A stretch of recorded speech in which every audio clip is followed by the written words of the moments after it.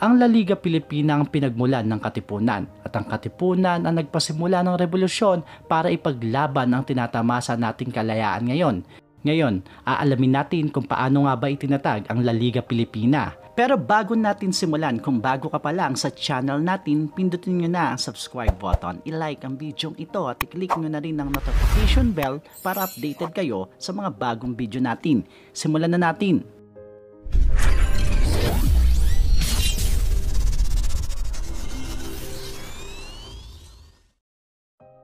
Isa sa mga pangarap ng ating pambansang bayaning si Dr. Jose Rizal na mapagbuklod ang mga Pilipino ayon sa kanilang mga kakayahan at talento at magamit ang mga iyon para mapaunlad hindi lang ang kanilang mga sarili kundi ang buong bansa.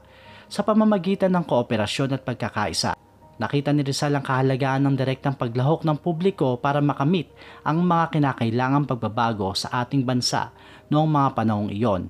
Kaya noong 1892, sa bahay ng mistisong Chino na si Doroteo Onjungco sa kalye ng Ilaya sa Tondo, Maynila, ipinahayag niya ang pagtatatag ng isang pansibikong organisasyong tinawag niyang La Liga Pilipina. Mayroong itong motto na Unus Instar Omnium. Ang ibig sabihin ay ang isa'y tulad rin ng lahat, at meron din tong sariling saligang batas at mga panuntunan na si Rizal mismo ang sumulat.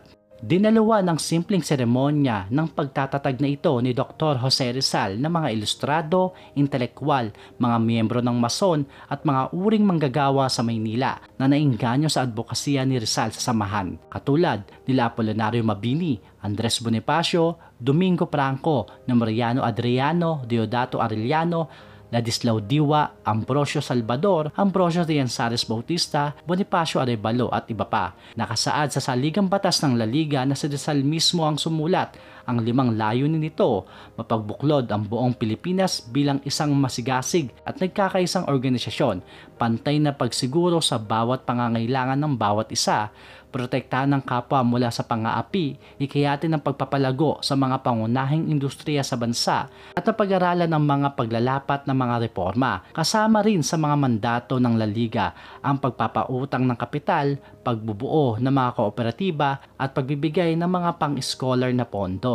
Nahalal na Pangulo ng La Liga si Ambrosio Salvador, ingat yaman si Bonifacio Arevalo, kalihim si Deodato Arellano at Mariano Linjap bilang pinansyir ng samahan. Pero 3 araw lang matapos itatag ang La Liga, inaresto ng mga otoridad si Dr. Jose Rizal dahil sa pagbubuo niya ng di-autorisadong organisasyon. At matapos ikulong ng 1 linggo sa Fort Santiago, ipinatapon siya sa dapitan.